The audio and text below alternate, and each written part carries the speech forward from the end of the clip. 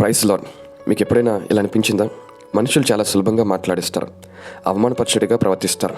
కానీ ఆ మాటలు మన హృదయానికి ఎంత లోతైన గాయాలు చేస్తాయో వాళ్ళకి అసలు అర్థం కాదు. కొన్నిసార్లు అవమానం మధ్య ఇంక ఎలా బ్రతకాలి అనిపిస్తుంది.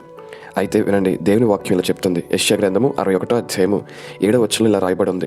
నీ అవమానం ప్రతిగా రెట్టింపు ఘనత నొందుదురు, నిందకు ప్రతిగా తాము పొందిన భాగము వారు అనుభవింతురు, సంతోషింతురు. అంటే దేవుడు చెప్తున్న మాట ఏంటంటే, మనుషులు నిన్ను అవమానపరచాలని చూసినా దేవుడు ఆ అవమానాన్ని రెండంతల గౌరవంగా మారుస్తాడు. వాళ్ళు నిన్ను చిన్న చూపు చూసినా వాళ్ళందరి కళ్ళ ముందుటే దేవుడు నిన్ను మహింపరుస్తాడు. నీ కన్నీళ్ళు వృధా కావు, దేవుడు వాటిని సాక్ష్యాలుగా మారుస్తాడు. ఇది కేవలము ఒక మాట కాదు, దేవుడు ఇస్తున్న గొప్ప వాగ్దానం. దేవునికి చెప్పు, నేను ఎవరు బాధ పెట్టారు, ఏ విషయం నిన్ను అవమానానికి గురి చేస్తుంది, ఏం కోల్పోయావు, ఎక్కడ నీ గౌరవం పోయింది. యోసేపు అవమానం ఎదుర్కొన్నాడు, కానీ అంతకంటే ఎక్కువ ఘనత దేవుడిచ్చాడు.